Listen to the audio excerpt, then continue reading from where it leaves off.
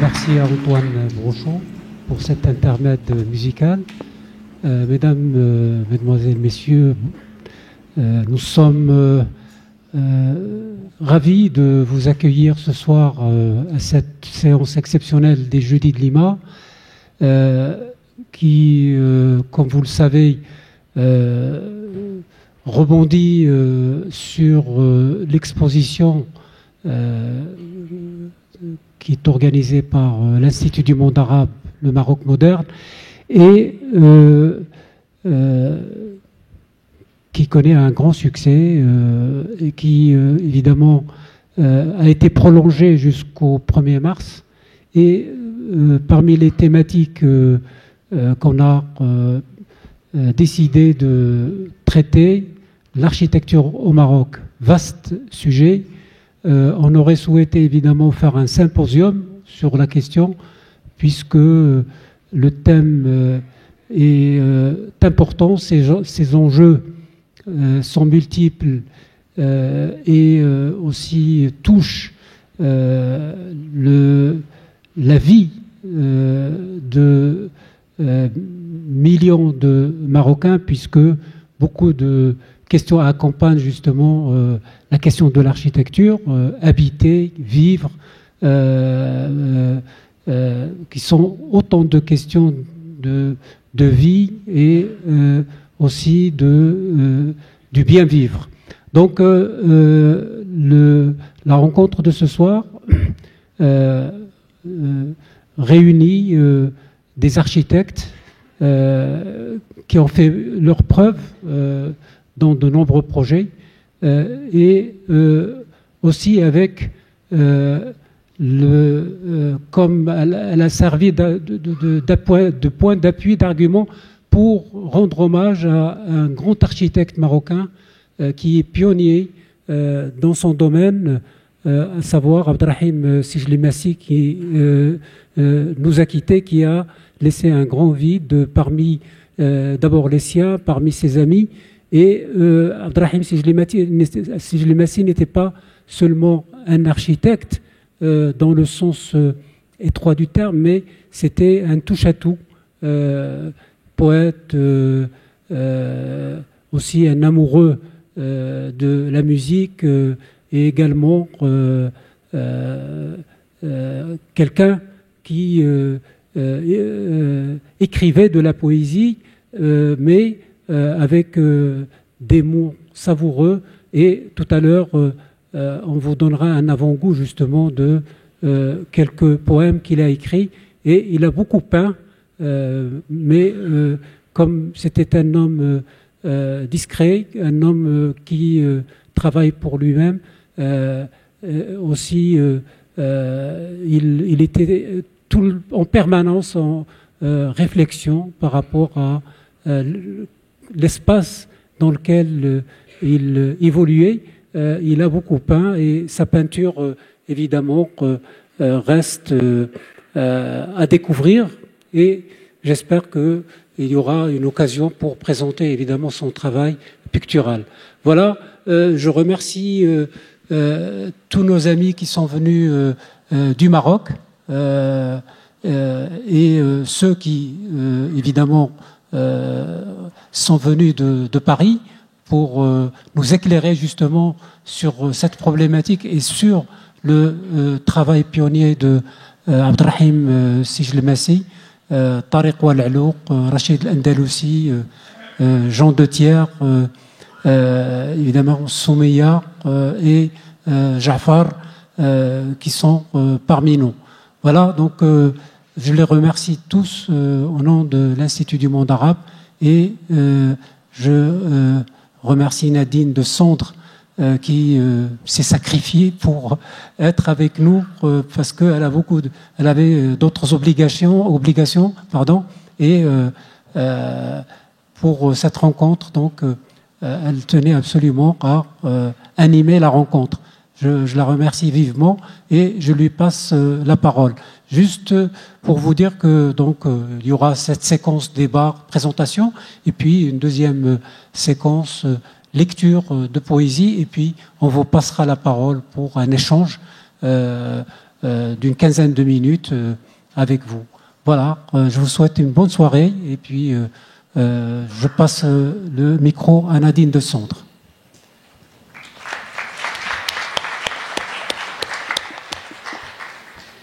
Bonsoir.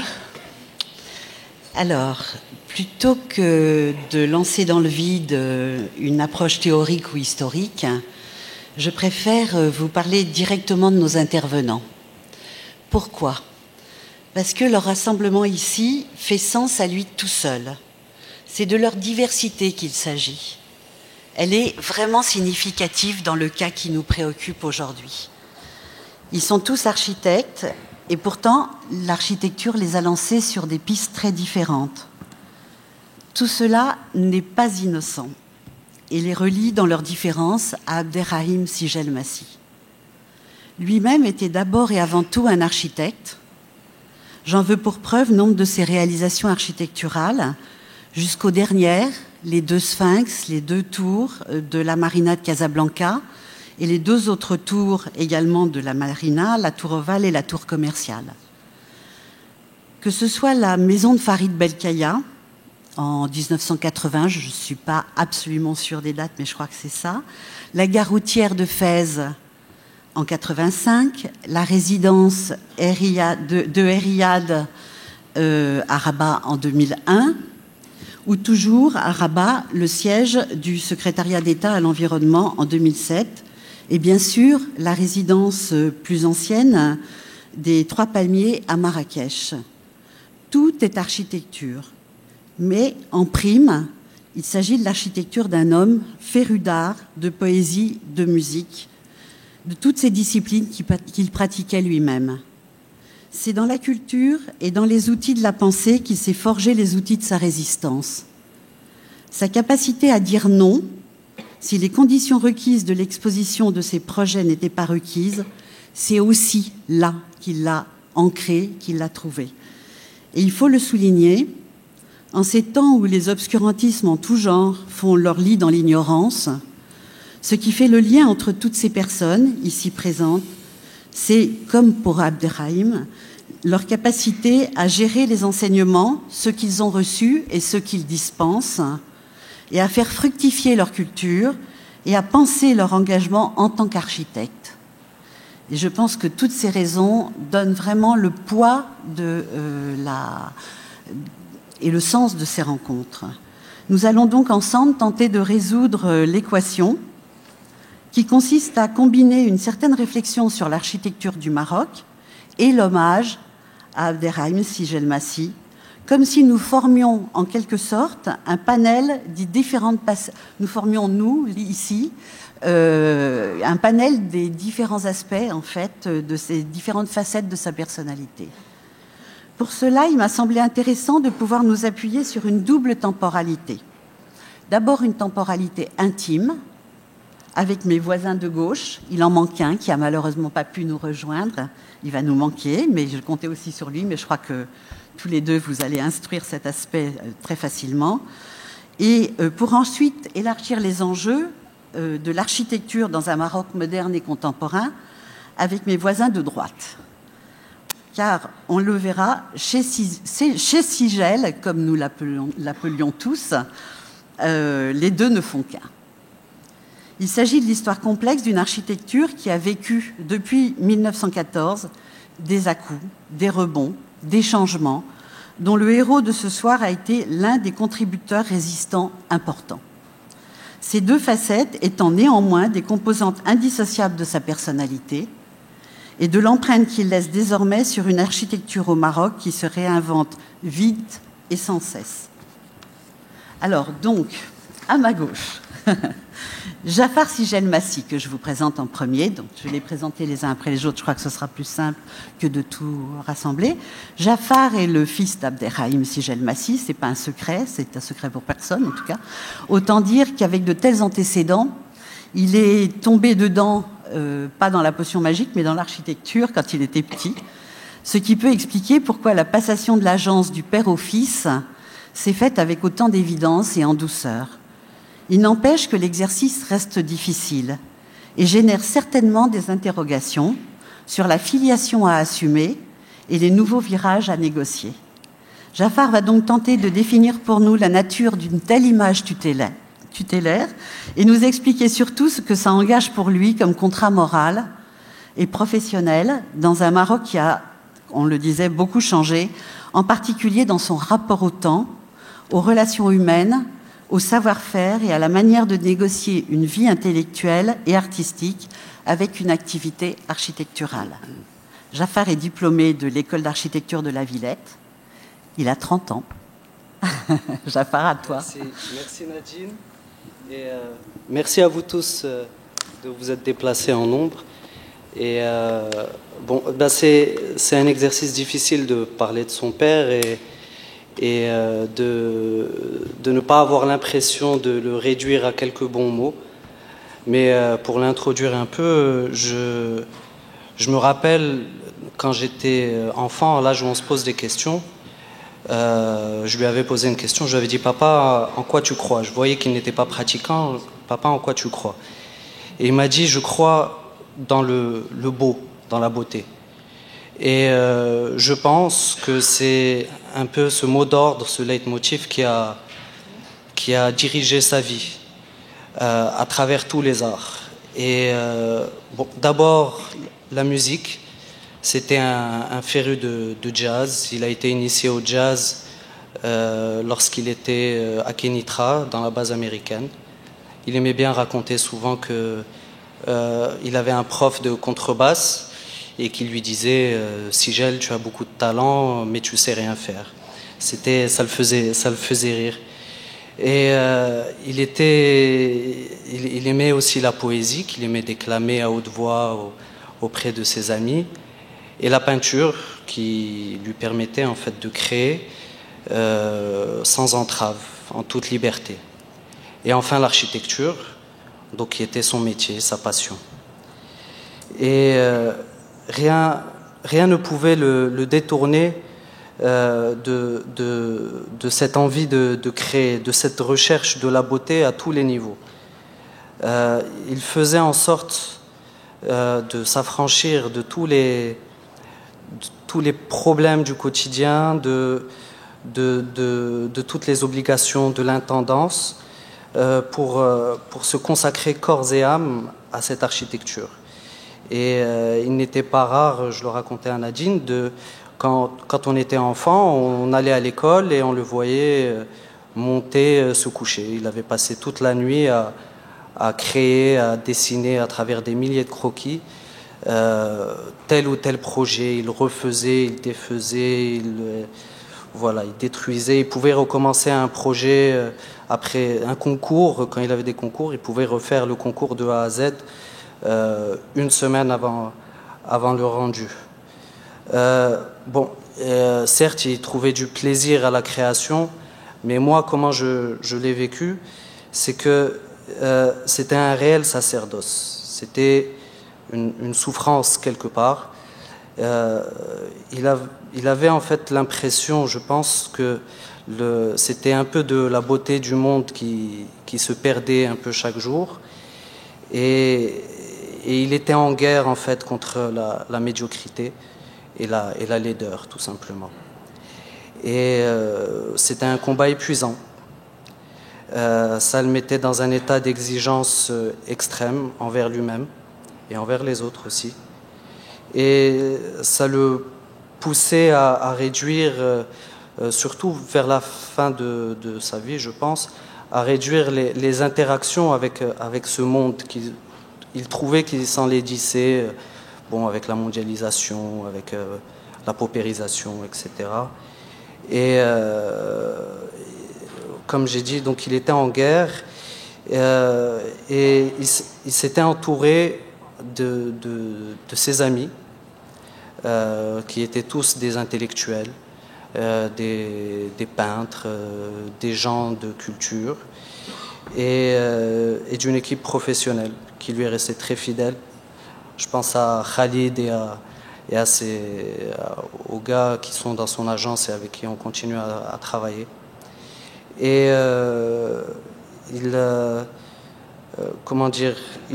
en voulait souvent au maître d'ouvrage de ne pas le comprendre, de ne pas suivre ses idées et de ne penser que d'une façon strictement économique. Il pensait à la rentabilité, c'est le travail du maître d'ouvrage, mais quand on est architecte, on essaye de pousser un peu pour justement cette recherche de beauté. Et il résistait aussi à sa façon à la corruption des années de plomb pendant cette époque. Et bon, je peux citer quelques exemples. La résidence où on habite, la résidence Ibn Khaldoun,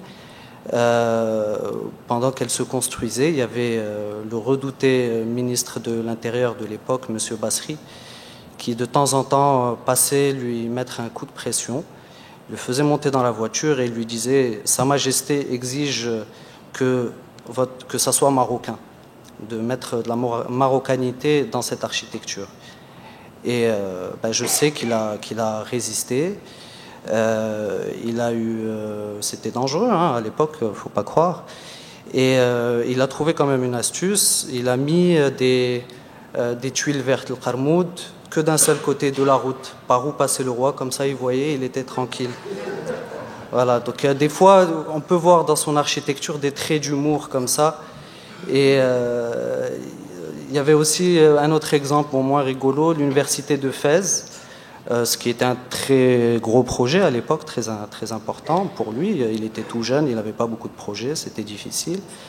Et il avait prévu dans cette université de faire un espace de rencontre pour les étudiants, une cafétéria, un endroit où ils peuvent échanger librement.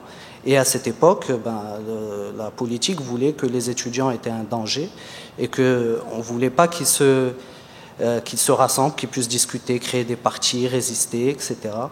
Et donc ils lui ont dit « niet, pas possible, pas de lieu de rassemblement ». Et lui a dit « niet ». Et il a laissé tomber un projet d'une telle ampleur. Voilà. Et donc, pour s'échapper en fait de ces contraintes de l'architecture, je pense qu'il se réfugiait dans l'art régulièrement. Quand il en avait marre par-dessus la tête, il allait et il se mettait à peindre, à faire de la poésie, etc. Et surtout l'art qui lui permettait en fait de travailler seul avec lui-même, sans personne pour lui rajouter des contraintes parfois qui n'ont pas lieu d'être. Et enfin, il y avait un trait de caractère chez lui que j'aimais beaucoup, c'est qu'il aimait beaucoup les gens du peuple, mais pas comme ça. Il aimait les gens en fait qui travaillaient de leurs mains, qui savaient bien faire les choses de leurs mains. Il s'extasiait sur la justesse des gestes des artisans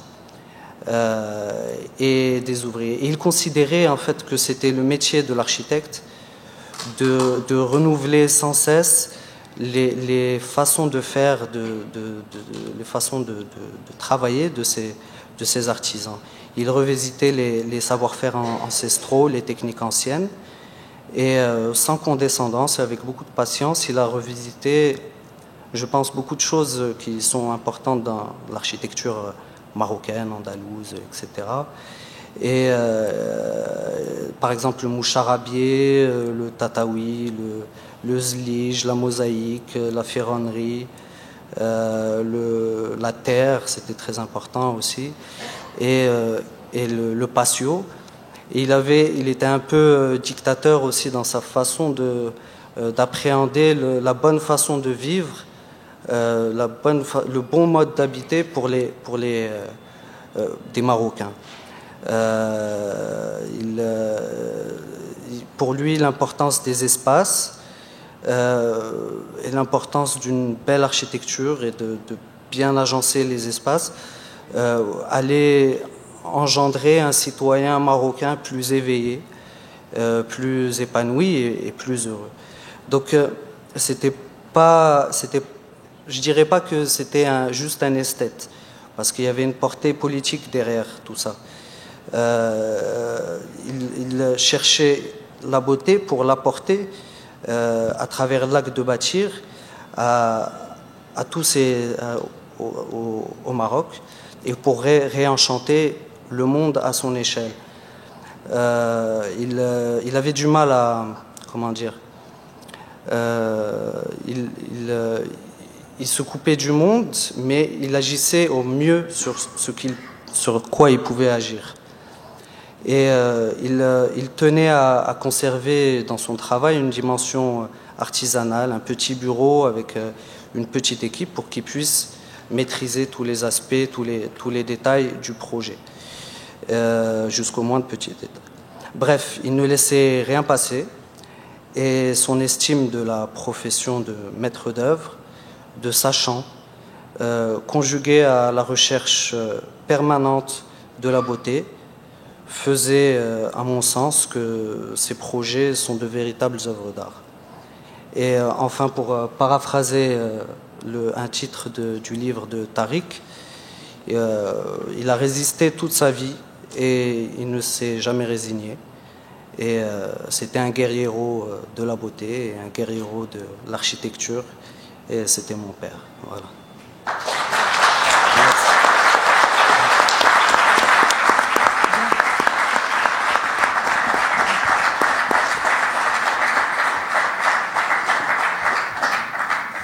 Alors, un petit mot très bref sur Lionel Guyon, qui devait être avec nous, mais qui n'a pas pu venir pour des raisons personnelles.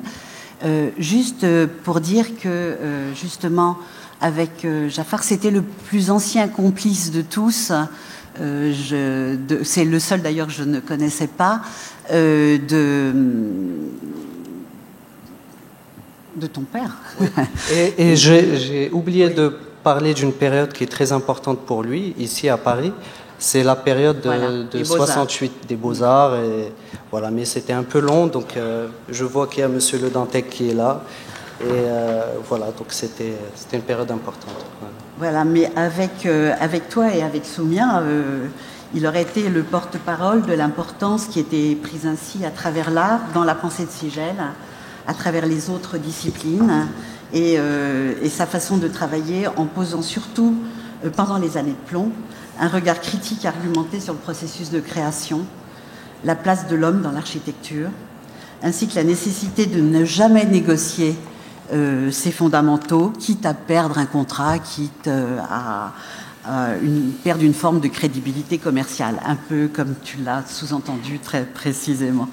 Et c'était aussi une de ses vertus. Alors, Soumia, après des études à l'école spéciale d'architecture à Paris, donc, Soumia a suivi une formation au Canada en construction textile. J'ai toujours du mal à le prononcer. Qui est son domaine de prédilection et celui qui la relie le plus étroitement, à travers un intérêt jamais démenti pour les métiers d'art, à son ami Abderrahim. Elle a un CV impressionnant, alors je prendrai qu'un exemple significatif pour vous la présenter. À partir de 2010, lauréate du concours d'architecture pour la réalisation d'une école de création de mode à Casablanca, elle participe donc à l'élaboration du projet. Et il s'agit alors d'un projet où, précisément, elle décide de faire s'articuler entre elles des fonctions très différentes quant à la conception des espaces. Toujours dans le même esprit d'ailleurs de ce que l'on vient d'évoquer, autour d'une réflexion sur les usages ouverts de différents lieux à destination de workshops ou d'expositions, autour de questions et de l'usage de la lumière, y compris dans la mode, par exemple. Bref, sur des environnements d'expérience ciblés, conçus en vue de créer des articulations spatiales susceptibles d'ouvrir des perspectives d'enseignement élargies. Par-delà le stylisme proprement dit, et de faire appel à des disciplines différentes dans un lieu dédié à la mode, donc à des expériences contemporaines de tous ordres. Et si son principal foyer d'intérêt repose sur les questions « comment sauvegarder les traditions ?» comment les accompagner vers, tu me diras si je dis des bêtises, comment les accompagner vers des interprétations contemporaines qui les incarneraient, sa réponse à elle consiste à replacer ces initiatives dans des contextes et des usages neufs. Elle témoigne en cela d'une volonté d'ouverture et de décloisonnement des secteurs de la création, les uns par rapport aux autres. Et c'est cela aussi qui a accompagné la polyvalence des intérêts défendus par Sigel Massi, à l'échelle humaine, à l'échelle des pratiques quotidiennes, à l'échelle du domestique. C'est aussi Soumia qui a préparé, me semble-t-il, avec Selma Zeroni, donc l'épouse de Sigel Massi, la maquette des 3 palmiers. Cet ensemble d'habitations qui témoigne bien de cette combinaison humaniste et volontariste entre les pratiques traditionnelles et les passages à la modernité, et qui affirme cette volonté résolue de réintroduire des patrimoines anciens dans le présent, en s'appuyant sur cette conviction que les arts du passé peuvent informer, instruire, structurer le contemporain. Et je la cite, « Le défi est d'abord technique quand je fais une collection », dit Soumia. Et c'est ce qui semble prévaloir, avec en contrepoint l'esprit de poésie, je le rajoute, sur la complicité qu'il a liée à Abderrahim. Là, je suis désolée, je suis émue, mais ça va me passer. Donc, j'ai connu Rahim une première fois, parce qu'il s'appelle Rahim aussi, au-delà de s'appeler Sigel. J'ai connu Rahim une première fois lorsqu'il a écrit un magnifique poème à ma meilleure amie, qui fut sa compagne toute sa vie. Je l'ai connu une seconde fois lorsque, fasciné par ses croquis, j'ai appris qu'il était un homme de silence. Ce que disait Rahim n'était jamais dans les mots, bien qu'il maniait les langues arabes et françaises avec talent. Voilà. Non, ne recule pas. Rahim dessinait comme il respirait, naturellement. Toutes ses idées prenaient forme par le trait, la courbe, la couleur. La lecture de ses dessins m'a ouvert le contour et les portes de la compréhension d'un vocabulaire qui se passait de mots et qui, au fur et à mesure du temps, m'a fourni les clés de mon propre vocabulaire. Aujourd'hui, c'est à la fois l'occasion de rendre hommage à Rahim et de le restituer à la terre, cette matière première qui a été à la fois sa matière première et son élément naturel. Rahim interrogeait la terre autant qu'il interrogeait le passé, le sien et celui des cités médiévales qui ont fortement marqué ses créations. Dans sa quête incessante d'un patrimoine contemporain, parce qu'il voulait un patrimoine contemporain authentique, il arpentait sans relâche le chemin qui sépare aujourd'hui d'hier. Il revisitait les arcanes de chaque savoir-faire, tentait la réparation, s'entêtant sur un potentiel devenir d'un matériau que la tradition a figé ou a voulu qu'il ait la même taille, la même forme, la même application. Il voulait que les éliges soient autres, que la taille d'une pierre soit juste, précise, soit un acte de transformation vers le beau. Qu'était le beau pour Rahim? Le beau était à la fois l'harmonie, l'équilibre, la précision. Au fond de lui, il obéissait à des ordres, autant mathématiques, philosophiques que poétiques. Il y avait toujours une rime à trouver, autant dans sa poésie que dans son architecture.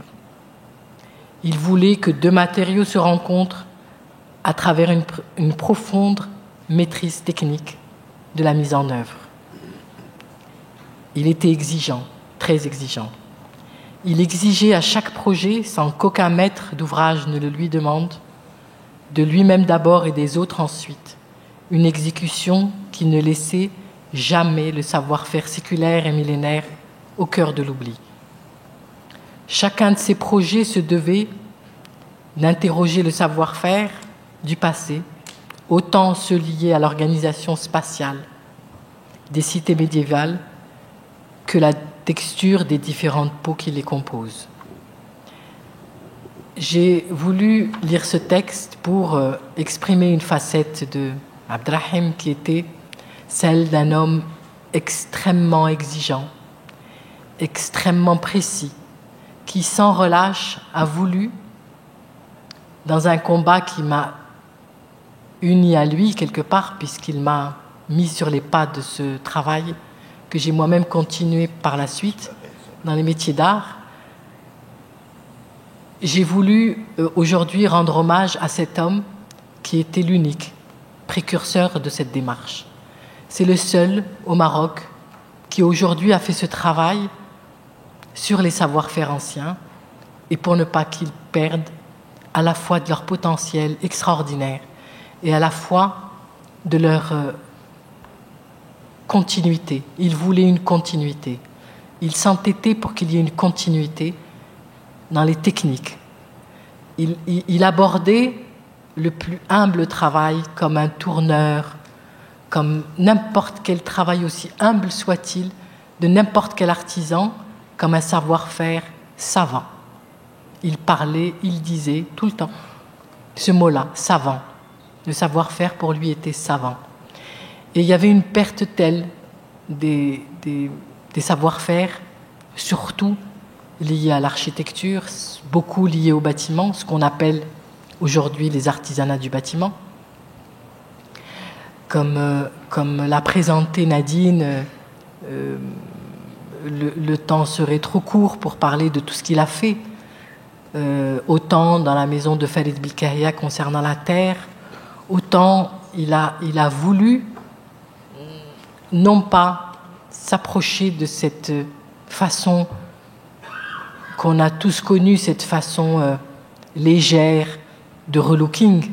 Il était dans une démarche qui était celle d'un homme exigeant qui a malheureusement aujourd'hui pas pu et n'a pas eu le temps d'inscrire toutes ces techniques, toutes ces évolutions techniques dans un travail académique parce qu'il n'était pas académique.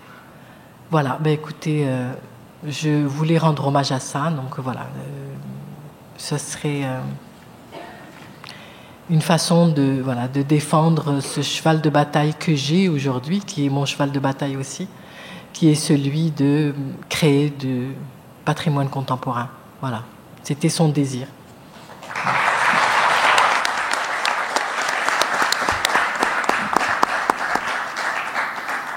Merci beaucoup, Soumia. Alors, nous passons dans la temporalité enjeu architectural avec la bande des trois. Alors, Jean de Thiers, ça c'est quelque chose. Je dirais que ce qu'il distingue, c'est d'abord et avant tout l'inventivité. Je pense que je vois qu'il y a pas mal de jeunes étudiants qui n'ont pas dû voir en 81 l'exposition Les architectures de terre, qu'il avait portée vraiment très haut. Et donc on va juste faire quelques rappels là-dessus. Je dirais que sa passion pour l'innovation telle qu'il a su l'associer toute sa vie dans une réflexion très originale pour les publics, en lien avec sa formation d'architecte, avec une vision d'avenir ancrée dans l'histoire, c'est celle d'une culture millénaire réactualisée, les architectures de terre, dont on vient déjà de parler, mais sur lequel il est vraiment le pape.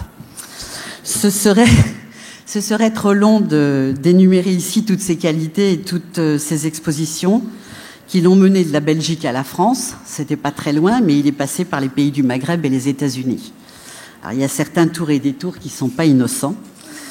Il faut souligner ici qu'il a néanmoins passé pratiquement 30 ans au centre au centre Pompidou, puisqu'il s'appelle comme ça maintenant, à militer de façon très originale et assez spectaculaire, à faire découvrir cet engagement pionnier qui a débouché, on peut le dire, je crois, sur la conception et la valorisation exemplaire de cratères via les réalisations de l'île d'Abo. Il va vous parler de tout ça, dont il a été un des acteurs principaux. Il a œuvré inlassablement comme auteur d'expositions, de livres, comme scénographe. Il a été sollicité, je précise comme pour tous les autres qu'il est architecte, il a été sollicité également à titre de conseil, bref, comme l'infatigable penseur et acteur d'une architecture plus actuelle que jamais, car plus écologique, plus responsable de l'environnement que toute autre forme d'architecture. Et bien sûr, il a eu cette expérience menée par CIGL avec Farid Belkahia, d'une construction issue de la tradition et de la rencontre d'un artiste un peu architecte et d'un architecte un peu artiste, pour réenchanter l'espace, pour reprendre le thème de ces rencontres. Donc Jean va poser pour vous la question cruciale de l'actualité ou non, de l'intérêt ou non de ces expériences, aujourd'hui encore, dans un Maroc en pleine transformation, où il se passe tant de choses en ce moment et où un nouveau virage conjugue, on le constate, le pire et le meilleur. Mais je ne citerai pas ici les réalisations auxquelles je pense. En prime, Jean de Thiers va vous lire un petit mot d'Hubert Guyot, donc, qui est le cofondateur du groupe Cratère à Grenoble dont je parlais plus haut, et qu'il remplace à sa demande, mais qui a voulu rendre de la sorte son propre hommage à l'architecte qui était aussi son ami. Jean, tu as la parole. Merci Nadine. Pas trop longtemps. Merci Nadine pour ces propos idylliques. Je lis d'abord le message de Hubert Guyot, un des trois cofondateurs du Cratère. Je regrette que mes obligations à Grenoble m'empêchent ce jour de participer personnellement et au nom du Cratère à l'hommage rendu à Abderrahim Sigel-Massi. De Sigel, car c'est ainsi que ceux qui ont eu le bonheur de le connaître le nommaient, je garde au fond de mon cœur une magnifique et lumineux souvenir que le temps n'efface nullement. La première fois que je l'ai rencontré en 1983, ce n'était pas au Maroc, mais en France, alors que venait de s'engager entre Grenoble et Lyon la construction du domaine de la Terre.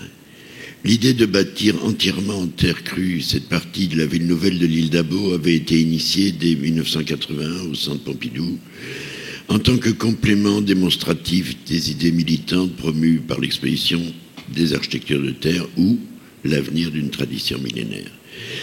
La réalisation de ce premier quartier d'habitat social bâti en terre en Europe était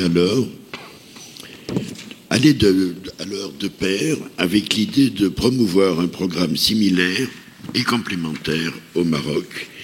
Il avait l'ambition de favoriser une collaboration culturelle entre divers architectes français édifiant ce quartier et d'autres architectes marocains motivés par une démarche similaire. Parmi eux se trouvait Sigel, qui, dans ce contexte prospectif de coopération, était alors venu nous rencontrer au Cratère. Bien sûr, plusieurs d'entre nous, en France, savions fort bien tout ce que nous avions nous-mêmes à apprendre du Maroc, puisque ce pays témoigne de l'un des plus beaux et plus amples patrimoines en terre du monde. L'idée était de réfléchir tous ensemble pour partager le désir d'une nécessaire et novatrice dialectique entre tradition et modernité, tant en Europe qu'au Maghreb.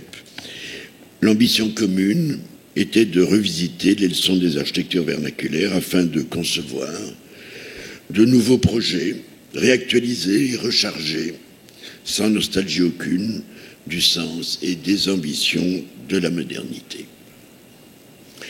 Les échanges que nous avons alors eus, notamment avec Sigel, furent passionnants et auguraient d'un projet qui saurait réinterpréter avec intelligence les valeurs du riche héritage architectural en terre du Maroc. Ayant été désigné par mes compagnons du Cratère pour accompagner ce projet de dialogue franco-marocain, ce fut pour moi le début de stimulantes missions qui visaient à accompagner la réalisation de ce programme pilote d'habitat social localisé à Marrakech. L'un des projets de ce programme a alors été dessiné par Sigel, en collaboration avec Paul Wagner. Il proposait d'édifier des logements en blocs de terre comprimés en adoptant un langage architectonique composé d'arcs, voûtes et coupoles. Il prenait ainsi une actualisation de la démarche pionnière de Hassan Fati en Égypte, mais ici sublimée par un esprit et un contexte spécifiquement marocain. Malheureusement, ce projet de Sigel n'a pas été édifié. Ce fut pour moi, pour nous, un très grand regret et une énorme frustration. Et je n'ai jamais connu les raisons explicites de l'abandon de ce projet, pourtant si prometteur. Toutefois, alors que mes missions au Maroc m'offraient alors la possibilité d'apprécier au mieux les valeurs et enseignements de l'architecture traditionnelle en terre des Casbahs du Sud, je découvrais aussi les spécificités du mouvement d'architecture moderne que Sigel défendait avec énergie. Il assurait un sécrétisme d'une élégante créativité, assurant une synthèse innovante entre les cultures marocaines et méditerranéennes. J'eus ainsi le bonheur de visiter à Marrakech l'une des réalisations emblématiques de Sigel, la maison et l'atelier du peintre Farid Belkaya, dont il confia la construction à l'architecte et entrepreneur Elie Mouyal. Cette œuvre, conçue et bâtie en terre avec une haute sensibilité, rétablissait un lien urbain rompu entre nature et culture. Le souvenir de ma visite, de ce haut lieu marocain de la modernité, reste très vivace en moi et me procure, aujourd'hui encore, des frissons d'émotion, tant sa beauté et son intelligence créatrice m'avaient alors subjugué. Sigel est reconnu comme un grand architecte, il fut aussi peintre et poète. De lui, je garde le souvenir d'un homme doux et généreux, fraternel et chaleureux, d'une grande finesse d'esprit, celle d'un homme cherchant à joindre transcendance et immanence. Sa fidélité en amitié s'était imposée lors de nos rencontres, illuminée par sa magnifique humanité. Merci à toi, cher Abderrahim, pour tout ce que tu as offert à ceux qui t'ont rencontré. Merci pour la puissance inspiratrice de ton éthique et la rigueur de tes choix dans l'expression de ton art. Merci pour la force de ton humilité, qui est celle des véritables grands créateurs venus sur Terre pour semer durablement les germes de la beauté et de l'harmonie.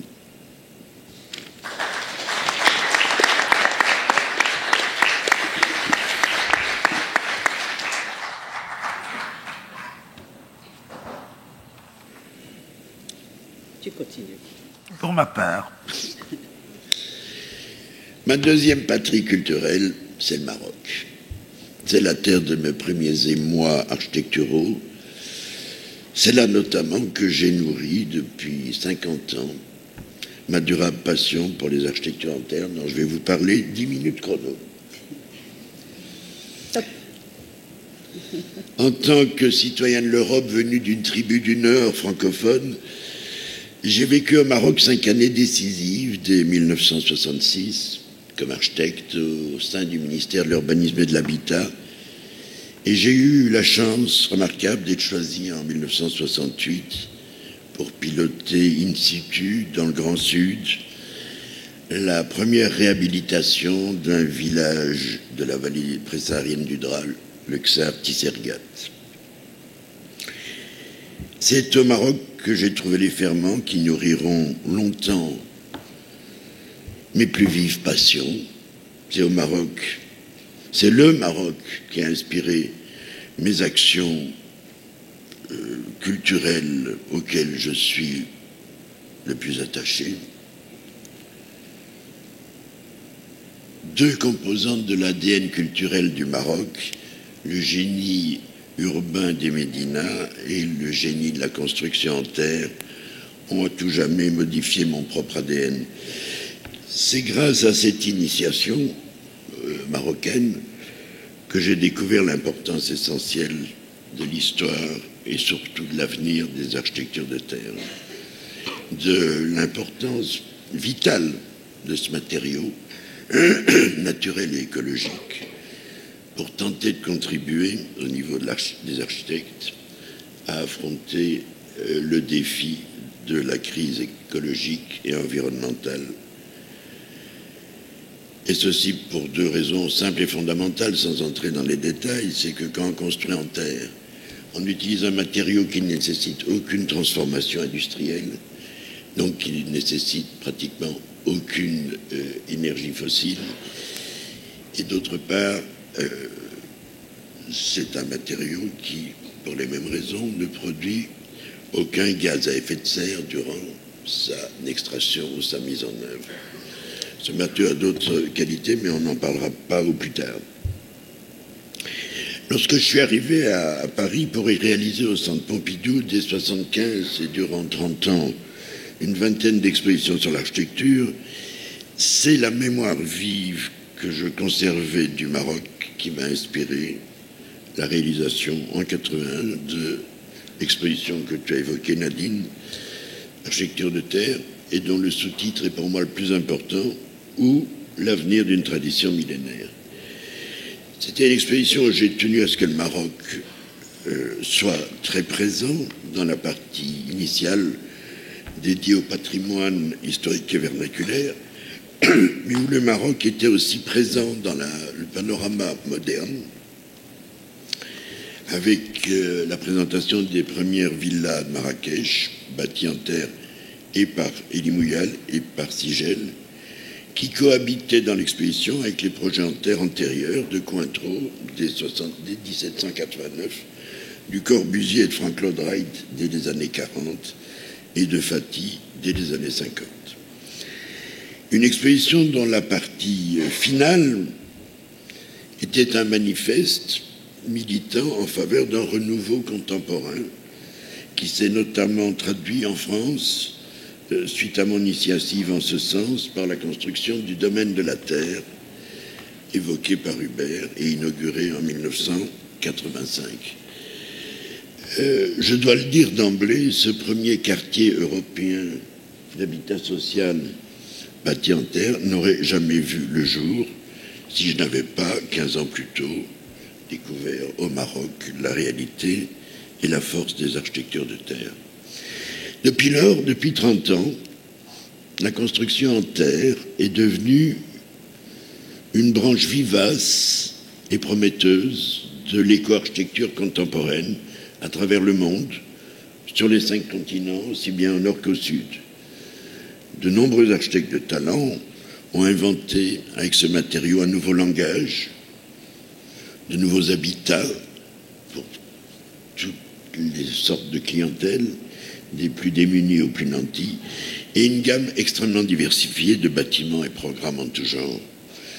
Beaucoup d'entre eux sont d'abord venus des 5 continents en pèlerinage au Maroc pour y puiser leur inspiration. Mais au Maroc même, que s'est-il passé au XXe siècle pour contribuer à cette nouvelle dynamique internationale? Paradoxalement, pas grand-chose. Et ce constat rejoint la double question abrupte posée par le rédacteur ou la rédactrice de l'annonce de ce débat à Lima. Je lis: l'architecture moderne au Maroc a-t-elle été à la hauteur de ce que fut naguère l'art traditionnel de bâtir? Gravement, l'auteur ajoute même: l'architecture y a-t-elle raté son rendez-vous avec la modernité? Fin de citation. La réponse pourrait, hélas, être positive si on admet, comme je l'estime, que la priorité pour toute modernité architecturale est désormais de contribuer activement à la sauvegarde, partout à la sauvegarde de notre environnement et de ses équilibres écologiques et de ses écosystèmes. Mais si les réalisations sont dans ce domaine étonnamment rares au Maroc, on peut toutefois trouver quelques indices d'une amorce de cette créativité. Rien de nouveau durant les 4 décennies de la période coloniale dans ce domaine, sauf les premières publications faites par les ethnologues ou historiens sur le patrimoine vernaculaire, sauf les premières représentations picturales élogieuses des Casbahs faites par Majorelle, et last but not least, surtout, la sauvegarde et la protection par l'IoT des centaines de kilomètres de murailles empisées qui enserrent toutes les médinas du Maroc. Et c'est bien après l'indépendance que les projets commencent timidement à germer. Le premier, à ma connaissance, est celui initié par l'ingénieur Alain Masson à Marrakech, qui construit dès 1965 ce qui va être le plus grand programme d'habitat ultra-économique construit dans le monde entier. 3200 logements qui constituent un quartier entier à la périphérie de Marrakech pour accueillir de nombreux habitants qui quittent la Médina. L'année suivante, Jean-Paul Lichter construit à Er Rachidia un centre régional d'artisanat. Et Alain Masson, de nouveau, cette fois avec l'architecte Jean Hensens, à Ouarzazate, améliore sa démarche initiale avec une ambition plus architecturale cette fois, avec un professionnel de la chose, et construit 12 prototypes assez extraordinaires, puisqu'il s'agit, selon eux, de construire en 24 heures deux maisons de 80 mètres carrés en injectant dans des coffrages métalliques de la terre semi-liquide. Les prototypes sont finis quand, malencontreusement, suite à une visite royale à Ouarzazate, le projet est définitivement interdit puisqu'il ne correspond pas à un prétendu langage marocain. En effet, il comportait des voûtes en terre. C'est un peu dans la même perspective que se déroule le projet de Mazières et Faraoui, qui souhaitait, en 1969, construire un aérogare à Er Rachidia et un hôtel de luxe à Boumal-Dinadès en terre, mais le permis l'en est refusé. Ce premier cycle d'expérience se referme donc sur ces frustrations. Il faut dès lors attendre plus d'une décennie pour voir éclore d'autres réalisations, toujours à Marrakech, mais celles d'une nouvelle génération. C'est ainsi qu'apparaît la vingtaine de villas édifiées en terre par Elie Mouyal dans la Palmeraie dès les années 80. Un bref bilan. Si les avis sont très partagés sur le plan stylistique ou architectural, par contre, ces réalisations marquent une remarquable percée. D'une part, d'avoir su convaincre les plus riches, les plus nantis du Maroc et de France à vivre désormais leur loisir dans ce qui était jusque-là réputé comme le matériau le plus pauvre et le plus exécrable qui soit. D'autre part, d'avoir su, grâce à ces nombreux chantiers, faire survivre et parfois actualiser des techniques artisanales qui étaient totalement menacées de disparition. C'est donc dans ce même contexte que la villa et l'atelier du pain de Belkaya est conçue par Sigel, dont Hubert a rappelé l'émotion qu'elle lui a procurée, et ce fut le même sentiment pour moi. Depuis lors, quoi d'autre au Maroc ? Depuis 15 ans, rappelons que les paysagistes français Éric Ossard et Arnaud Morière, établis à Taroudante, ont bâti là-bas en terre une quinzaine de villas, dont celle d'une ex-impératrice, celle d'Iran, Faradibam. Mais depuis 2000, c'est surtout un stupide acte manqué qui illustre la scène marocaine et certains des blocages persistants qui s'y matérialisent. En l'an 2000, l'un des plus importants promoteurs du pays lance, ce qui est rare, un concours international d'architecture avec un jury tout aussi international. Il veut construire à Marrakech un programme exemplaire qui est un centre de formation pour les nouveaux métiers de l'environnement.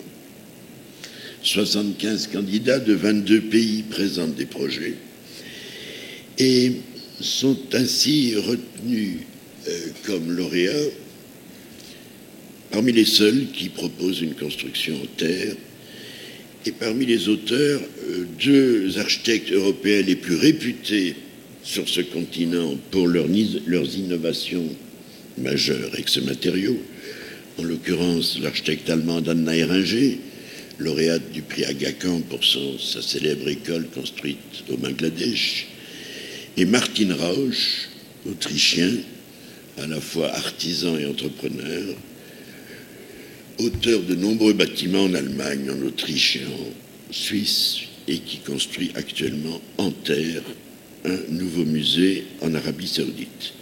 Tous deux, sur ma suggestion, se sont associés au Maroc avec Salima Nagy. Le projet n'a jamais abouti à une quelconque construction. Ce pathétique psychodrame j'ai quasi fini, va être bientôt dépassé, sublimé même, durant cette année 2015, par un événement qui est en fait beaucoup plus important encore dans sa portée culturelle et technologique, politique et sociale, architecturale et urbanistique, et même symbolique et médiatique. Étrangement, ce symbole majeur de la renaissance de l'architecture marocaine en terre ne sera pas inauguré au Maroc, mais en Italie, à Milan. Et ce, le 1er de cette année, le 1er mai de cette année, lors de l'inauguration de l'exposition universelle consacrée aux enjeux agroalimentaires de notre planète sur le thème « Nourrir la Terre ». Ce sera la première fois au monde, depuis que de telles expositions universelles existent, depuis 1851, qu'un pays choisit délibérément d'édifier entièrement son pavillon officiel avec pour seul matériau la terre crue. En l'occurrence, le pisé préfabriqué pour couvrir 1300 mètres carrés. C'est un projet que j'estime en tout point remarquable dans sa conception et sa réalisation en cours. Il est dû à l'un des plus brillants jeunes architectes d'Afrique, Tariq Oualalou, ici présent, et son épouse Lina Choy, qui ont créé à Paris leur agence Kilo il y a quelques années. Je les félicite chaleureusement pour ce coup de théâtre, pour ce tour de force tout en sobriété technologique, pour ce chef-d'œuvre d'éco-architecture en cours d'édification qui devrait être visité cet été à Milan par les dizaines de millions de visiteurs qui sont prévus. Ce pavillon du Maroc en terre constituera un événement culturel majeur et j'en suis sûr une date mémorable dans l'histoire contemporaine des architectures de terre, aussi bien en Europe, dans le monde entier qu'au Maroc, où il sera, dès l'année prochaine, deuxième coup de théâtre, remonté à Marrakech, au cœur même de la grande cité impériale, bâtie en terre crue au XVIIe siècle, par le camarade Moulay Ismail, qui voulait, dit-on, édifier en terre africaine un défi architectural qui puisse rivaliser face aux grandeurs françaises et royales de Versailles. Merci.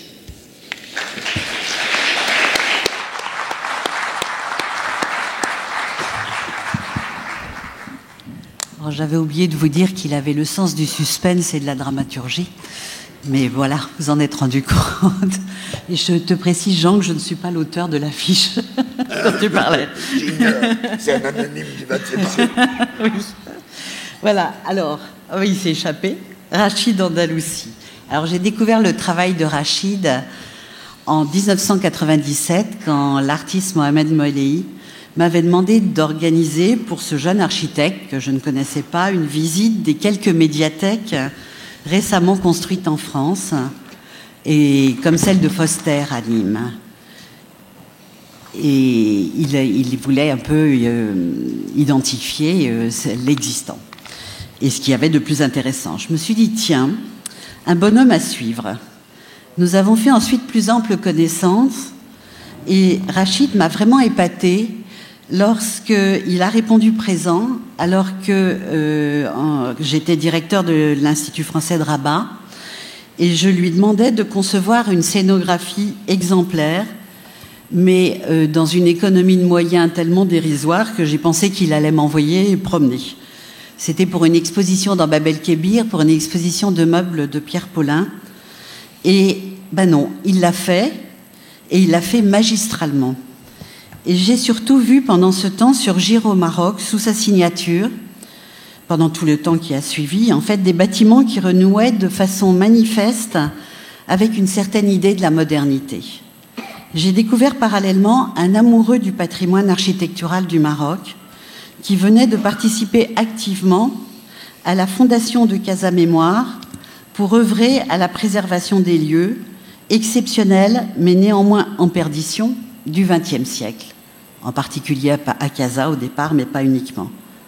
Aujourd'hui, parmi ces gestes les plus connus, et hormis nombre de villas et de bâtiments très intéressants pour leur effet laboratoire, qui lui ont permis d'explorer des recherches ponctuelles, ces titres de gloire sont nombreux, et on citera tout particulièrement la Bibliothèque nationale du Royaume du Maroc, je crois inaugurée en 2003, si je ne dis pas de bêtises, et le Grand Théâtre en cours de Casablanca, un concours qu'il a remporté avec Christian de Porzenparc, et dont le coup d'envoi a été donné en octobre 14, c'est ça?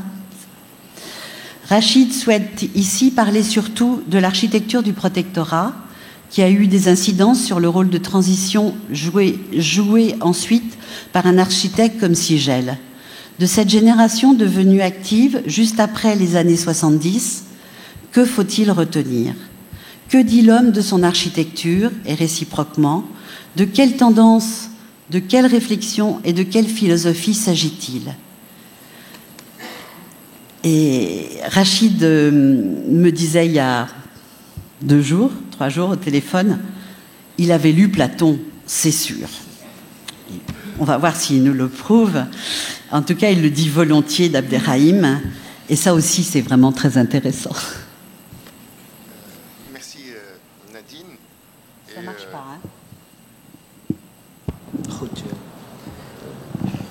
Merci Nadine pour cette présentation. Et je voudrais aussi, bien sûr, participer, mesdames et messieurs, à cet hommage. C'est un honneur pour moi.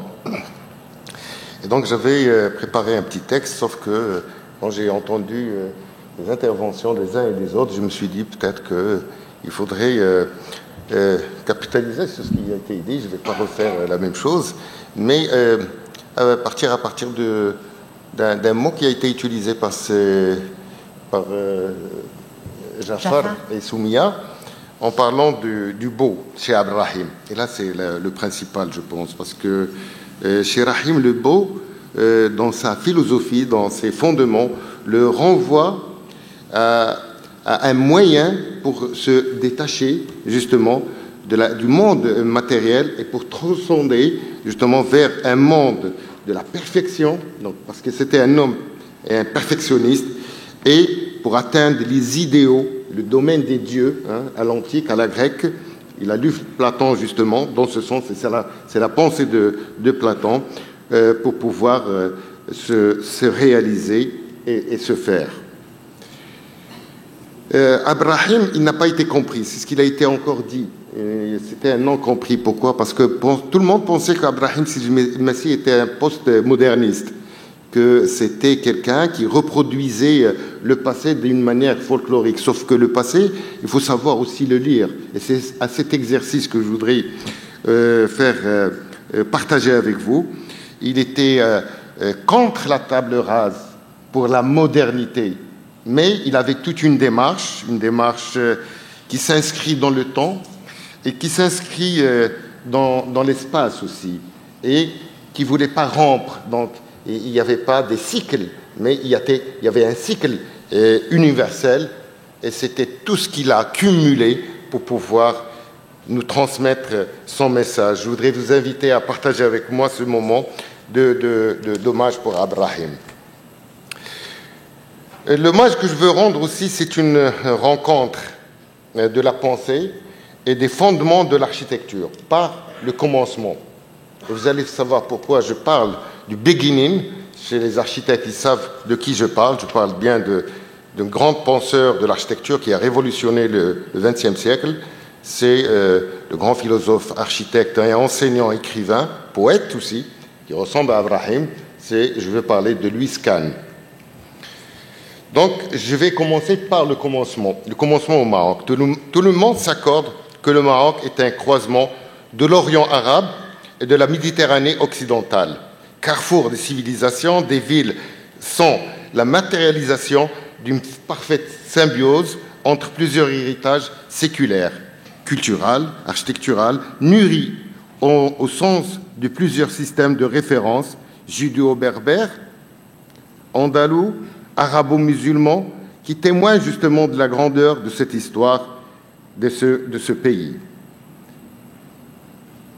Une histoire qui remonte à l'Antiquité, puisque le Maroc était peuplé par des tribus éparses le long de la vallée, et ça a été dit, de la vallée de Dara'a, ou Arzazat, et donc avec des ksor, avec des kasbahs, avec des constructions en terre, mais aussi par une partie importante qui était un carrefour de passage vers l'Afrique, c'est Sijel Massa. Oui, justement, d'où le nom de notre Ibrahim Sijel Massi, donc qui est de cette région-là et qui est la plus aussi représentative de cette architecture de cette époque. Elle regroupe de nombreuses forteresses appelées Ksor, Kasbah, et qui nous rappellent des fois des constructions du Yémen, et qui attestent justement que l'origine de cette ethnie nous vient du Yémen, puisque les techniques de construction aujourd'hui qu'on voit au Maroc sont les mêmes qu'on trouve aujourd'hui au Yémen. Donc ces constructions sont souvent cernées par des tourelles cubiques, des toits terrasses, au Maroc souvent accrochés à des montagnes, et qui a inspiré sûrement le mouvement cubiste. Il a été dit par Le Corbusier lorsqu'il a visité ces lieux en disant c'est là où il y avait ces inspirations, et on retrouve justement toute la pensée des toits terrestres chez Le Corbusier après avoir visité le Maroc. Il y a eu les Romains aussi qui ont dominé tous les rivages de la Méditerranée, n'ont pas épargné le Maroc et ont bâti au pied du massif de Zarhoun la cité de Volubilis, donc il faudrait que je passe les... Excusez-moi, donc j'en suis là. Qui ont bâti au pied du massif Zarhoun la cité de Volubilis, dont il nous reste de beaux vestiges, bien sûr, cité gouvernée pendant longtemps par le roi Juba II, qui a eu sa formation à Rome, qui était novice de grands maîtres romains, revenu au Maroc, et s'est marié à Céline, la fille de Cléopâtre, la petite fille de Cléopâtre et de Antoine. Puis après, il y a eu une succession de dynasties qui a commencé par les Idrissides qui ont construit une des plus grandes universités du monde, sinon la première université du monde. Et puis après, il y a eu d'autres dynasties, des Almoravides et des Almohades, de 1069 à 1250 à peu près. La conquête de l'Espagne par les Almoravides et les Almohades joua un rôle important dans le développement artistique et l'élan créateur, créant une symbiose entre l'héritage berbère et la civilisation andalouse, donnant naissance à l'art hispano-mauresque. Comme en témoignent les mosquées inspirées de la mosquée qarawiyenne de Fès. L'ère des Almohades augura la construction et la création intellectuelle et artistique. Le minaret de la Koutoubia, la tour Hassan à Rabat et la Héralda à Séville. Avec les Almohades et les Almoravides, de nouvelles techniques de construction voient le jour pour la construction en hauteur, avec de la brique et de la pierre qui triomphait en Andalousie, apparaît dans les arcs et les piliers. La culture arabe transmettra des innovations orientales comme les mokarnas, les briques vernissées, la calligraphie, l'arc entrelacé curviligne, nervures, chapiteaux, peinture murale et décors géométriques dans une abstraction des plus rutilantes. Une expression artistique nouvelle apparaît comme le style Médéjar. Donc c'est une combinaison, une rencontre entre deux civilisations qui a créé un style qui utilise leurs propres techniques, les arcs, les outrepassés, arcs aveugles, clochers, forme minaret. Donc cette rencontre entre deux civilisations traduite justement par l'architecture, et on retrouve justement dans la mosquée d'Al Koutoubia, des arcs entrelacés, une expression gothique, tout en haut de la mosquée Al Koutoubia. Donc vers aussi après les Mérinides, et ils ont marqué leur passage par la construction d'équipements importantes telles que les belles médrasas, et c'était l'apogée justement de l'architecture de cette époque-là. Puis après, il y a eu les Alaouites, donc le fils du fondateur dont vous avez parlé, Moulay Ismaël, contemporain de Louis XIV, déplaça sa capitale à Meknès, à 60 km de Fès, et non loin de l'antique Volubilis. On lui doit l'embellissement de la capitale, et en particulier la construction de la fameuse porte Bab el-Mansour, qui a été exposée longtemps à la place de la Concorde à Paris, avec une muraille cernant la ville de 40 km. Et on va tout de suite vers l'époque du protectorat. On m'a dit qu'on avait 10 minutes, donc j'avais un peu serré mon texte. D'accord. À partir de 1912, avec la signature du traité de protectorat, les premières constructions importantes apparaissaient en dehors des enceintes de l'ancienne Médina de la ville de Casablanca. L'urbaniste Henri Prost va inscrire définitivement Casablanca dans l'histoire des villes modernes, en mettant en œuvre une réglementation originale et innovante. Henri Prost s'inscrit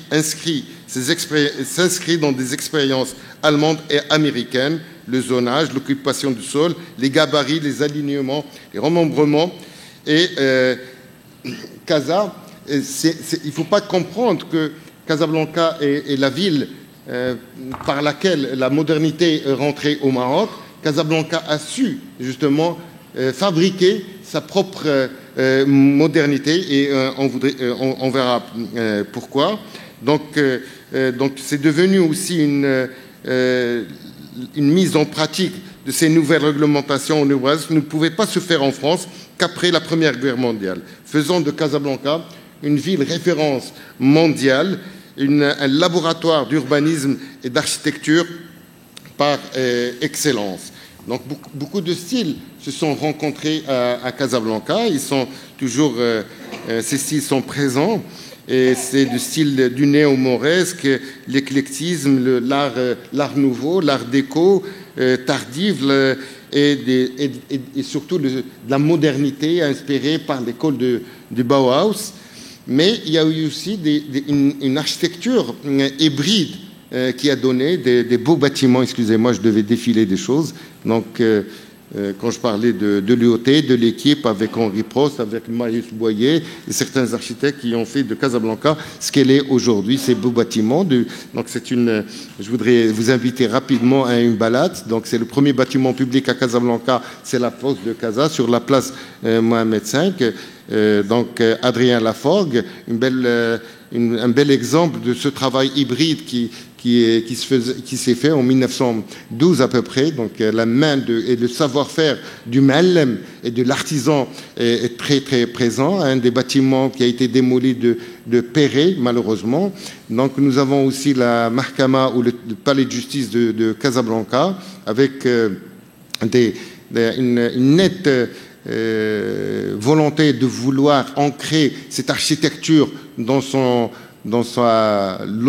local, dans son sens local. La wilaya de Casablanca 1936 qui a fait l'objet d'un concours gagné par Marius Boyer, et l'architecte Edmond Briand qui a fait la Banque du Maroc en 1937, une belle œuvre qui bien installée avec un beffroi magnifique, classique et haussmannienne, j'allais dire. La piscine municipale de Casablanca, une des plus grandes piscines du monde, elle fait, tenez-vous bien, 500 mètres de long, démolie.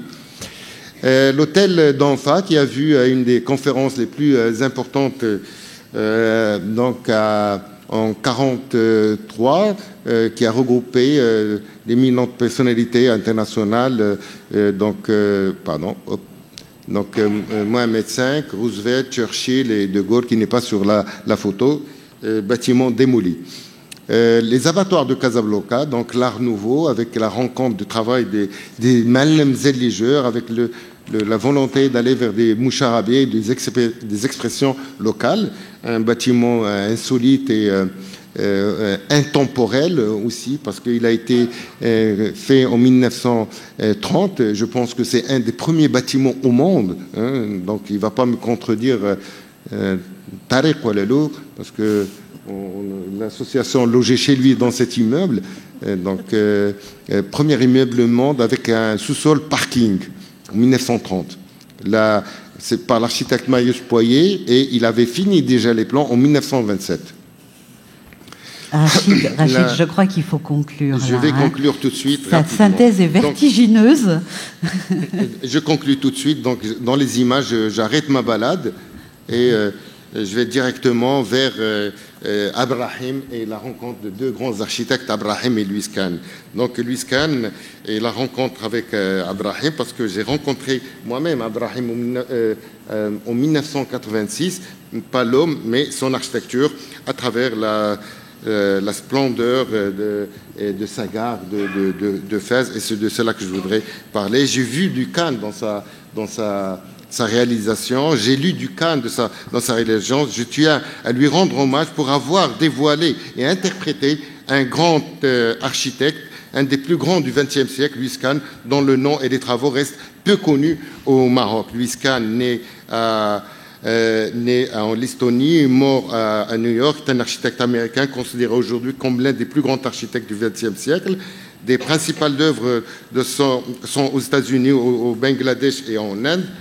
Kahn fut le meilleur des enseignants malgré une tâche professionnelle écrasante. La pensée de Kahn dépasse l'objet de son art et tente de s'appuyer sur des fondements métaphysiques. En cela, elle peut être dite philosophique. La recherche patiente de l'expression la plus juste et la plus forte donne souvent à ces textes une grande beauté.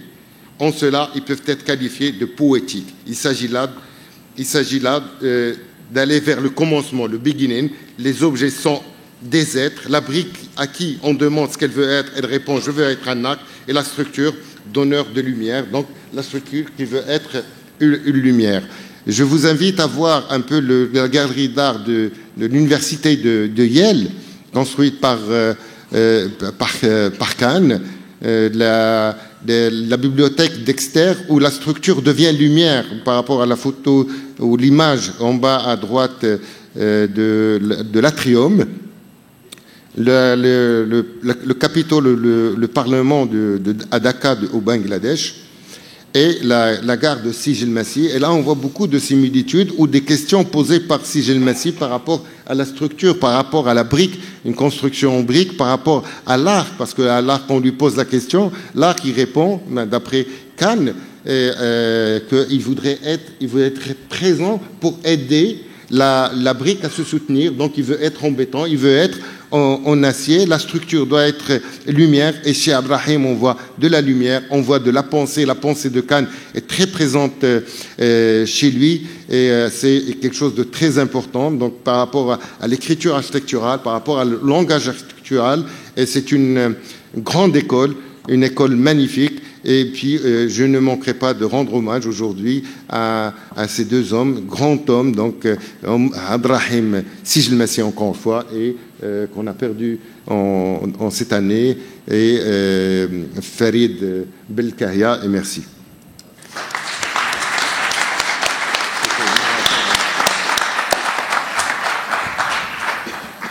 Merci beaucoup, Rachid, pour ce parallèle plein de significations.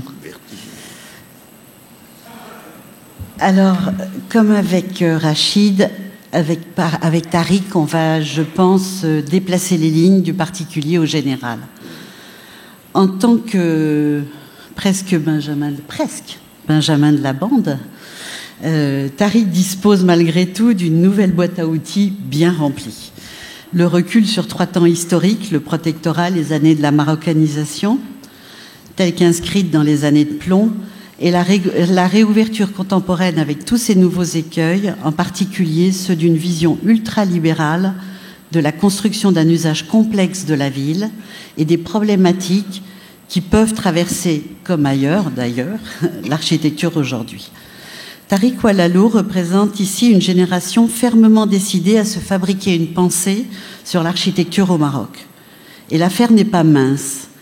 Et depuis qu'il a été le commissaire et l'instigateur d'un premier pavillon du Maroc à la Biennale d'architecture de Venise, il n'a plus eu de cesse, cette année, la dernière biennale, il n'a plus eu de cesse, enfin l'année 2014, il n'a plus eu de cesse que de creuser par l'entremise de réalisations architecturales au Maroc et à travers le monde une réflexion en profondeur sur le devenir de l'architecture. Donc je compte sur toi, Tariq, pour mettre en perspective les fondements complexes de ces ouvertures, fermetures, réouvertures, sur un territoire qui s'était offert très tôt, dès 1914, c'est ce que aussi Rachid nous évoquait, sous Lyotet, avec des personnalités aussi fortes que celles d'Henri Prost, bien sûr, de Michel Écochard, en tant qu'architecte urbaniste, mais plus tard aussi de Françoise Évaco, ou d'autres encore, de Patrice Desmazières. Enfin, on pourrait en citer beaucoup, on ne va pas faire l'inventaire, comme un territoire d'expérimentation radicale dont on ne s'est pas privé ensuite de couper les ailes en dépit de la résistance de quelques sigels massifs et autres en Andalousie d'ailleurs ensuite. Il importe de mettre ces fondamentaux à l'épreuve de quelques recherches en cours de jeunes architectes actuels. Recherches que tu as suscitées en rebondissant sur le commissariat de ce premier pavillon marocain à Venise, sur un certain nombre de débats critiques qui sont, on le sait, des moteurs pour agir, comme la postmodernité, les effets du discours de Casablanca en 1984, la résignation versus la résistance, le renouveau, la guerre aux clichés associés à les clichés associés à la culture arabe et surexploités souvent, bien trop souvent, la recherche d'une véritable identification marocaine moderne et en même temps, là aussi, instruite par les pratiques historiques, ancrée dans le patrimoine, la Médina, le Sahara et les valeurs et les pratiques collectives nouvelles. Donc Tariq et Eline Achoy, son épouse et son associé, ont une agence, on l'a dit, une agence principale à Paris, l'agence Kilo, mais une autre aussi à Rabat, entre lesquelles deux travaillent leurs équipes. Mais voilà, je lui laisse la parole, je ne veux pas déflorer sa réflexion. Bonsoir. Bon, j'ai l'impression d'avoir plus grand-chose à dire. Nadine, merci pour cette introduction. Tu as vraiment fait le tour de la question. Je vais essayer de faire très très court, en essayant surtout de poser 2-3 questions assez rapides et d'essayer de penser le présent. Peut-être une parenthèse très rapide sur Sigel que je n'ai pas eu la chance de bien connaître, mais à travers quelques bâtiments très émouvants qu'il a réalisés, et peut-être un peu plus, même aussi à travers la personnalité qu'il a eue dans la profession, il a certainement permis à ce qu'on soit là ce soir. Je ferme la parenthèse. En général, j'aime pas venir à ce genre de débat ou de conversation parce que je pense que de parler de l'architecture marocaine, c'est extraordinairement réducteur.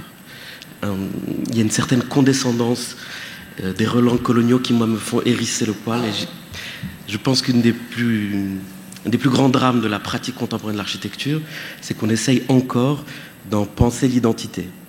Et ça, pour moi, c'est tout à fait problématique parce qu'on ne demande pas à un architecte français de penser son architecture française. On ne demande pas à un architecte espagnol de penser son architecture espagnole. Il est français, il est espagnol. Et ça me pose véritablement problème parce que la scène marocaine a absorbé cette difficulté.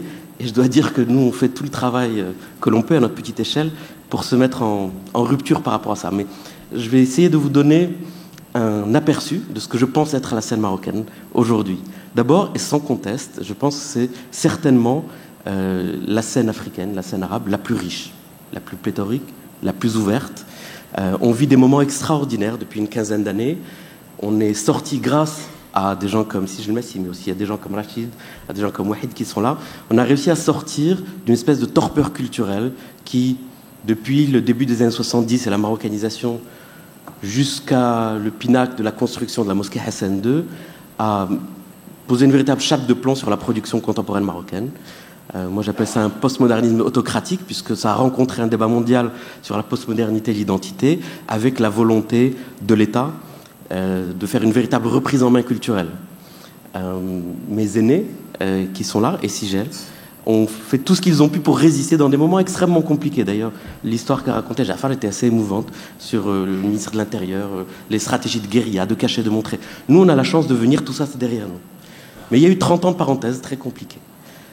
Aujourd'hui, on a la possibilité de travailler de manière beaucoup plus libérée par rapport à ça. La deuxième chose, c'est qu'on a des programmes nouveaux. Depuis une quinzaine d'années, on travaille sur des grands équipements, ce qu'on ne faisait pas avant. On travaille sur des grands territoires, ce qu'on ne faisait pas avant. On découvre des nouveaux territoires, le nord, l'oriental, le sud, le grand désert. Tout ça pousse les architectes marocains, ou la scène au Maroc, à réfléchir sur des champs qui n'existaient pas jusqu'ici.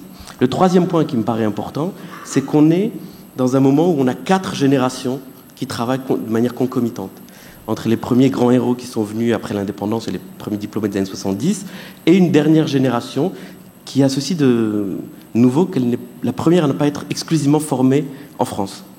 D'abord, il y a un certain nombre de diplômés au Maroc qui sont loin d'être les pires, et d'autres qui commencent à émerger des États-Unis, du Canada, de la Belgique, avec un regard un petit peu différent. Cette mise à distance avec la France, elle nous fait beaucoup de bien dans la pratique de l'architecture marocaine.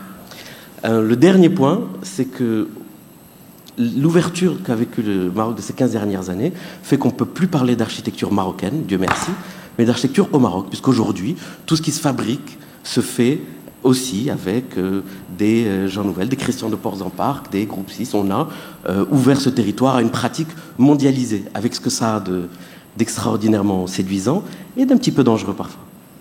Donc ça, on va dire, c'est le côté très positif de ce qui se fabrique aujourd'hui.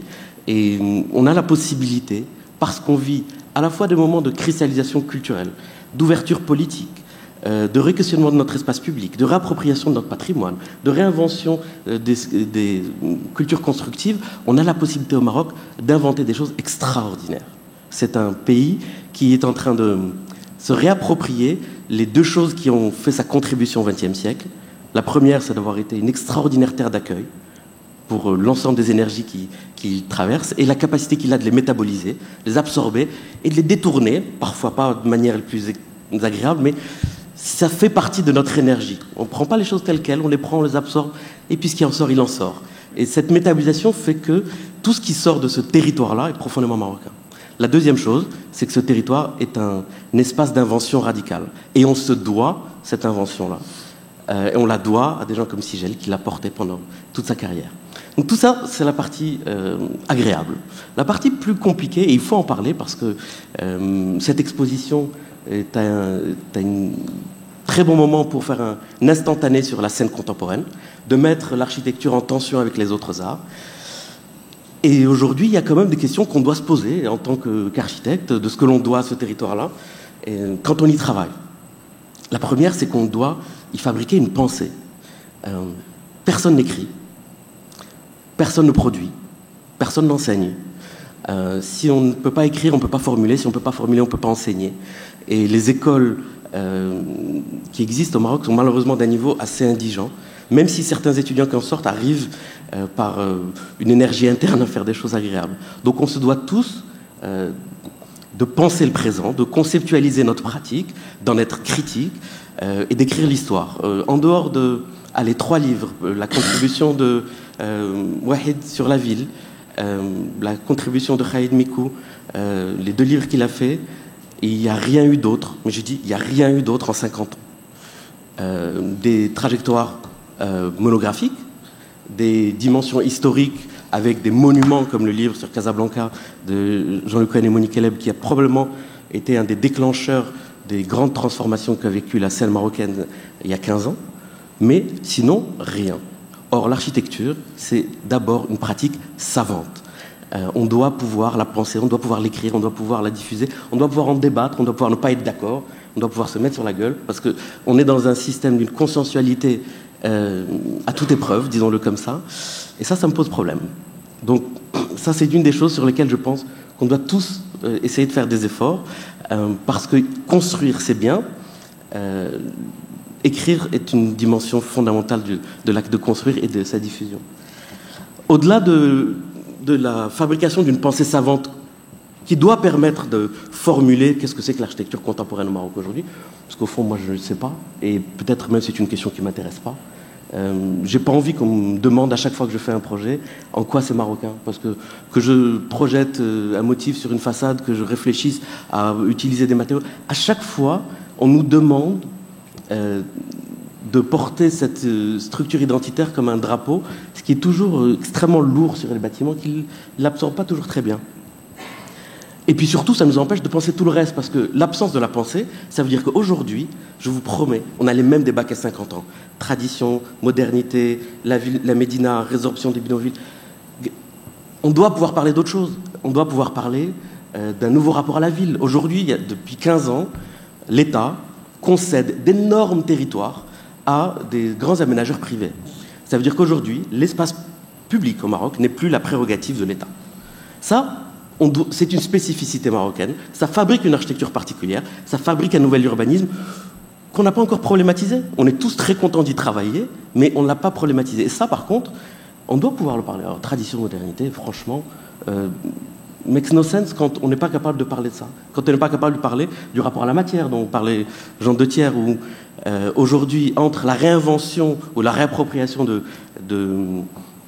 techniques et de matières traditionnelles, en essayant de dépoussiérer les relents condescendants et coloniaux de « ils sont gentils, ils font des arcades, etc. » Mais on a le droit aussi de faire autre chose avec ça. La matière se suffit à elle-même, elle a sa propre vibration. On doit pouvoir sortir la matière d'un débat qui me paraît un petit peu éculé. Le territoire, le paysage, les valeurs d'usage, on ne parle plus de domesticité.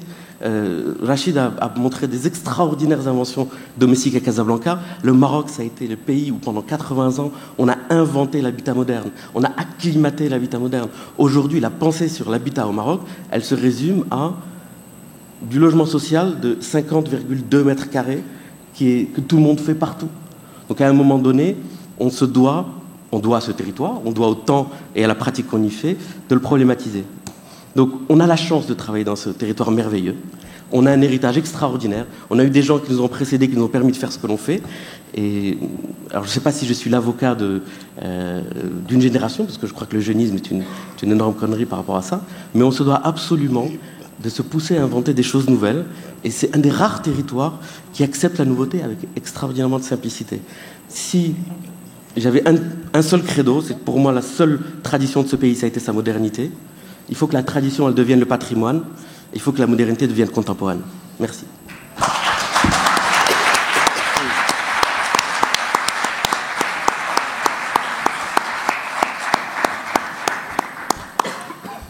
Alors, oui, Mathie, on prend un moment de douceur et de poésie. On pose des questions après, hein? Très bien. Peut-être que Selma, comme je crois que c'est toi qui les as invités, tu peux peut-être présenter tes invités. Je crois que tout le monde sera content de te voir aussi.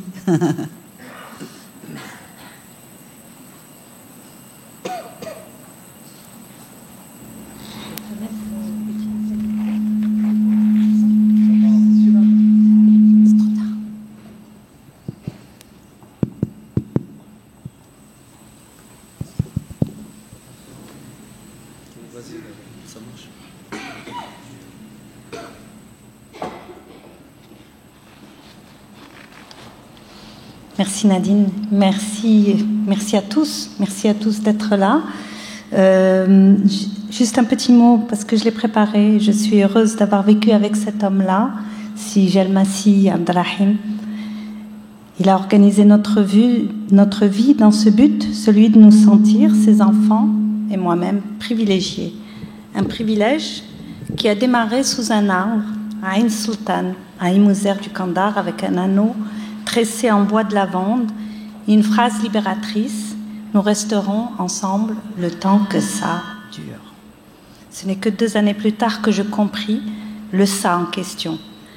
J'ai appris à vivre avec un compagnon dont les absences créatives étaient régulières. Se réfugiant dans le sommeil ou dans une retraite, il travaillait d'arrache-pied à une peinture, une sculpture, un poème, à défaut d'un projet d'architecture. Ce temps de gestation était exclusif.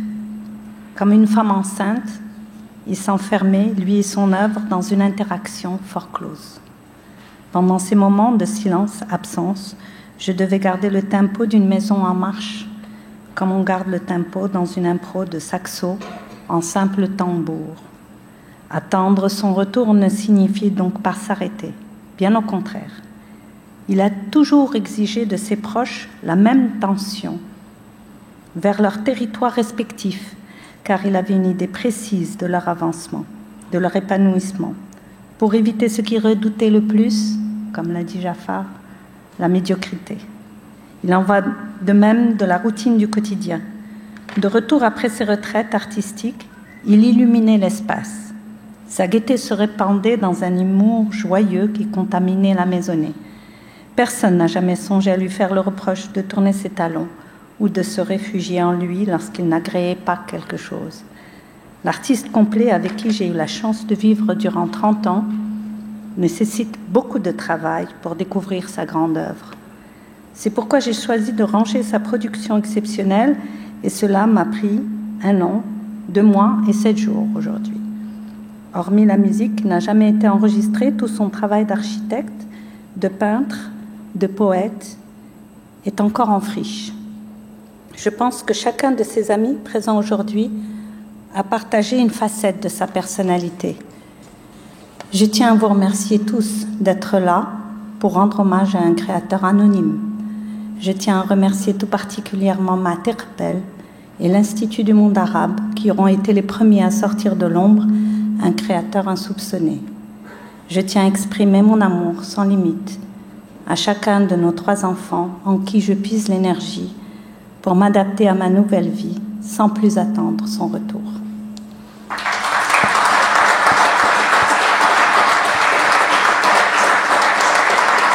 Merci.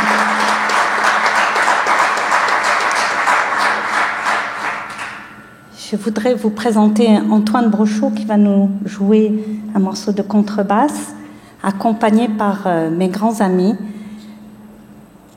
Abdallah Bounfour, qui est un écrivain et très grand ami de nous deux, et qui va nous dire quelques-uns de ses poèmes. Abdallah Bounfour est professeur au Langso.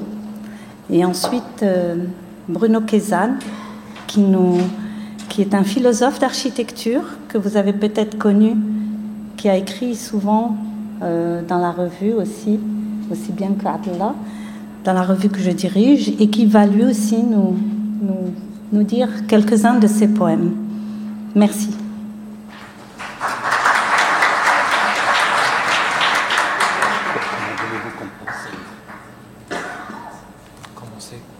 Je commence. Pourquoi fallait que je commence? Qu'est-ce qui vous met le plus à l'aise? Je préfère que vous commenciez.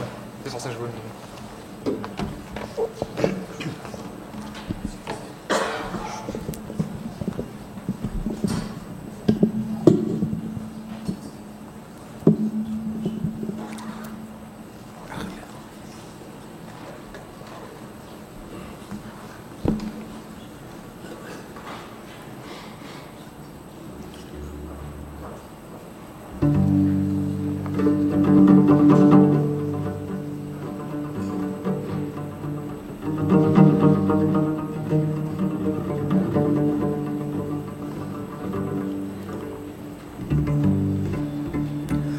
Aube.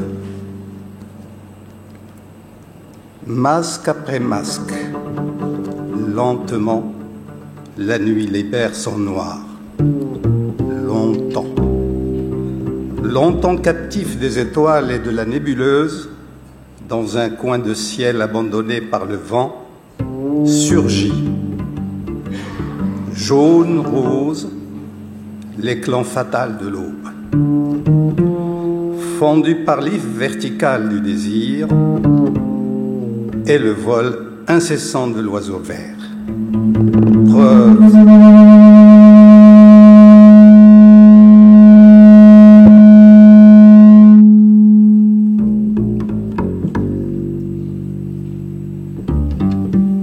Et le vol incessant de l'oiseau vert, preuve cinglante de l'absence et rappel du primat de la génuflexion.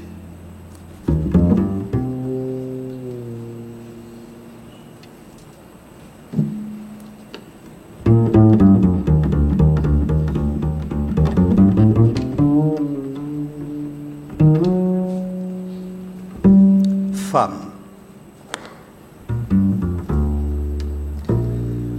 Jaloux du printemps léger, je dis que vous êtes l'éclat festif du temps. Sa fleur même, pétales et pistils épars. Pourrais-je un jour dérober au vent que vous porte le pollen de vos humeurs et souffler sur vos joues fleurs la brise écarlate de mes désirs légers.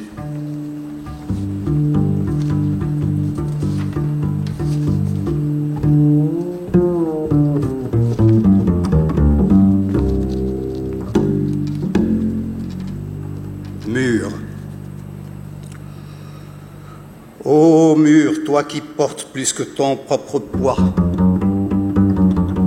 ton bas moisi, dira-t-il un jour l'humble et folle histoire du monde? Ô mur, ton bas moisi, témoin d'âpres destins bercés par les ténèbres des bagnes.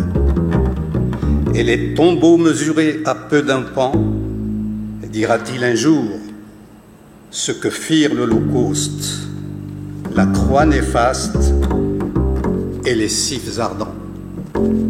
Merci.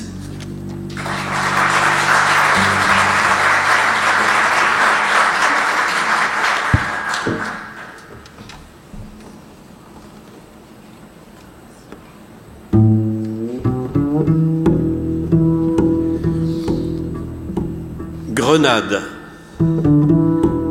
Ton corps tendu sous sa robe rouge à petits pois blancs sera bientôt nu et rose dans ses plis cette nuit.